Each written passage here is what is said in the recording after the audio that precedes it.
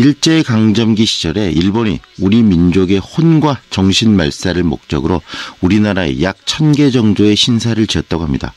광복 이후에 다 없어지고 지금 유일하게 남은 하나의 신사가 고흥 소록도에 있는 고흥 구 소록도 갱생원 신사인데요. 최근 99주년 3.1자를 맞아서 제대로 된 친일청산에 대한 목소리가 높아지고 있는데요. 이 마지막 신사를 철거해야 한다. 또 좀 남겨두어야 한다. 그리고 보면서 우리 일제가 우리를 어떻게 지배했는가에 대해서 생각해봐야 된다. 이런 의견들이 나오고 있습니다. 그 의견들 좀 들어보겠습니다. 먼저 신사를 좀 남겨두고 그 신사를 통해서 그 당시를 기억해야 된다는 의견 중심으로 이야기를 좀 해주실 분 연결하겠습니다. 민족문제연구소 김승은 책임연구원 연결돼 있습니다. 안녕하세요, 연구원님. 네, 안녕하세요. 네, 지금 일제강점기 시절에 한 1000개 정도의 신사가 우리나라에 있었네요. 네네네, 그렇습니다. 그중에 신사들이 모두 이제 없어졌는데 고흥 소록도에 지금 유일하게 신사가 남아있다고 합니다. 이렇게 신사가 없어진 과정들 짧게 좀 설명을 해 주시겠습니까? 네, 우선 신사가 1000개나 세워졌던 경과를 조금 설명을 드리면, 네. 신사가 이제 단순한 종교시설이 아니라 처음에는 이제 일본인들이 거주하는 지역에 종교시설로 들어서기 시작했는데요. 총독부가 들어서면서 1915년부터 관리를 하기 시작했고, 네. 소록도에 처음 신사가 만들어진 것도 이제 1917년으로 알려져 있습니다. 그때는 작은 규모의 신사였는데요. 네. 이것이 1936년에 갱생원이 세워지면서 제대로 된 이제 신사, 더 규모가 큰 지금 남아있는 모습의 신사를 만들게 됩니다. 1936년이라고 하는 시점은 소록도의 갱생원이 새로 만들어진 시점이기도 하지만, 네. 일본이 침략 전쟁을 점점 강화시켜 나가고 특히 이제 중일 전쟁 이후가 되면 조선인에게도 신사 참배를 의무화시키거든요. 그런 시점과 맞물려서 어떻게 보면은 굉장히 이제 먼 중앙과 멀리 떨어져 있는 이런 섬 지역에서까지 네. 이렇게 신사를 관리하고 체계적으로 만들고 보존했다라고 하는 그런 사실들이 사실은 식민지라고 하는 것이 과연 무엇인가를 네. 보여주는 그런 시설이었고, 그러다 보니까 이제 전국에 있는 신사들이 해방 이후에는 아마 해방된 바로 다음 날부터 제일 첫 번째 이제 불태워지는 장소가 네. 되었던 것 같습니다. 결국은 일본 제국주의가 우리나라를 종교 그리고 또 정신적으로 지배하기 위해서 적극적으로 신사를 건설했던 거 아니겠습니까? 네, 그런 것뿐만이 아니라 네. 이제 총동원 정책을 시행을 하면서 네. 어떻게 이제 천황에게 충성하는 신민을 길러낼 것인가, 그리고 강요할 것인가, 강제할 것인가, 이런 것들로 활용된 장소가 신사라고. 네. 그런 아픔과 상처가 또 가장 극명하게 보여지는 곳이 이 신사일 수 있겠는데요. 그런데 지금 딱 신사가 1000개 많던 신사들이 다 이제는 없어졌는데 하나 남았다고 하는 게 지금 이 고흥이 소록도의 신사인데, 이 신사 과연 철거하는 것이 적절하다고 보십니까? 아니면 좀 보존하면서 그때를 잊지 않는 게 더 중요하다고 생각하십니까? 네, 우리가 이제 신사가 온전한 모습으로 남아 있는 거는 이제 소록도 신사가 유일하고요. 네.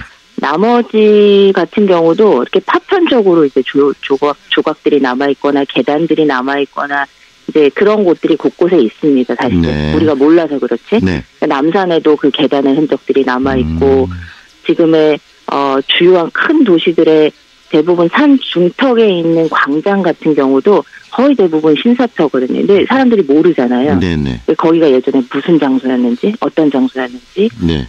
어떤 역사적 이야기들을 담고 있는지 모르는데, 사실 소록도에 그런 신사가 있음으로 해서 소록도 전체가 어떤 지역이었는지를, 또 그 소록도 전체의 신사를 통해서도 이 식민지 통치가 어떻게 되었는지를 아주 잘 보여줄 수 있기 때문에, 네. 오히려 그런 신사가 남아있음으로 해서 우리에게 역사적인 어떤 교훈들을 다시 되새길 수 있는 그런 장소라고 저는 오히려 생각을 합니다. 네. 일부에서는 이 문화재청의 등록 문화재로 지금 지정돼 있다고 그러는데, 그런 식으로 국가 예산까지 들여가면서 이런 일제의 신사를 관리할 필요가 있겠느냐라는 지적도 있는데요. 그런 부분은 어떻게 보십니까? 등록문화재 제도라고 하는 것이 생긴 것이 2002년이거든요. 네.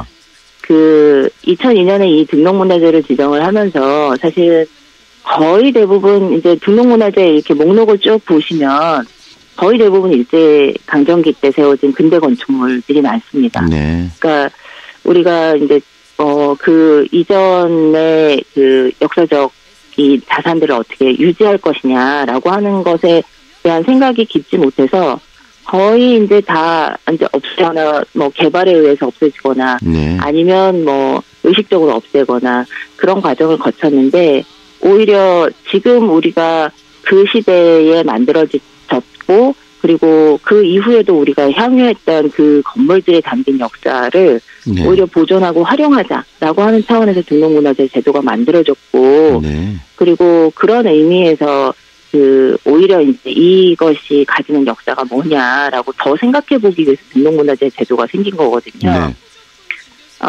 그렇기 때문에 저는 오히려 그 등록문화재 제도에 대해서 조금 더 이해가 깊어져야 되지 않을까 그렇게 생각합니다. 네.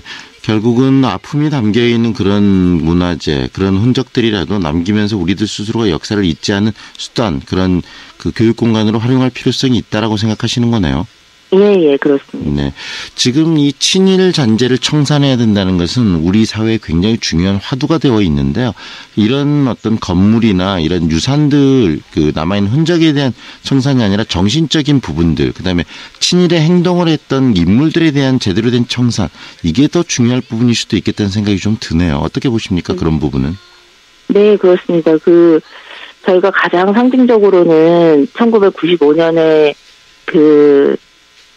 가장 어떻게 보면 가장 서울의 중심에 있는 조선총독부 건물을 아주 상징적으로 그냥 폭파시키는 장면을 네. 저희 국민들이 다 보지 않았습니까? 그때도 존치냐 아니면 철거냐 이런 것들에 대한 논란이 많았는데 지금 물론 광화문 한가운데 조선총독부 건물을 그대로 보존하는 것은 적절치 않다고 생각합니다. 네. 근데 그것을 이전을 해서 뭔가 그 모습들을 남겨두었으면 어땠을까라고 하는 생각도 들거든요. 네. 그러니까 우리가 소록도 같은 경우도 사실은 이거는 좀 아이러니이기도 한데요. 어떻게 보면은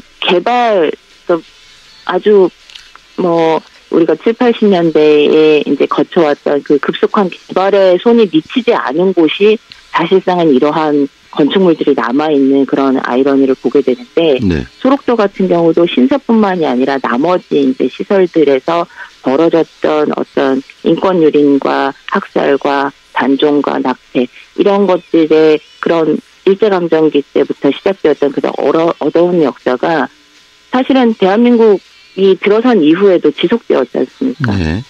그리고 그런 어두운 역사 계속 이어왔던 역사를 사실상 한산인들에게 가해졌던 그런 인권유린의 역사가 어떤 국가의 배상으로서 제자리를 잡게 되고 그리고 그 지역의 그런 역사를 제대로 알리기 위해서 국립 한산인 박물관이 이제 생겼거든요. 네.